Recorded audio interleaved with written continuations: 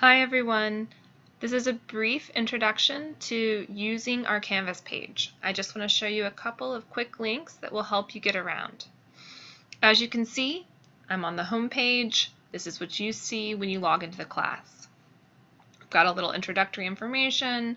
Recent announcements will always be at the top.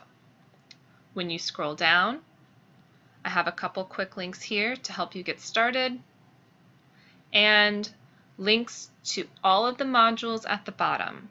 You'll notice when you click on them, only these first two are available. The other ones will become available as we get to those modules. On the right-hand side, you have upcoming assignments.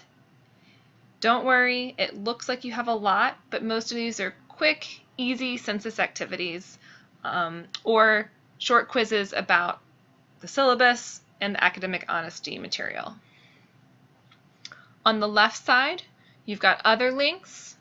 You can see all announcements here, the modules, a quick link to your grades, the library webpage, which we'll be using a lot, and Canvas student orientation if you need more help with Canvas. We're going to click on modules.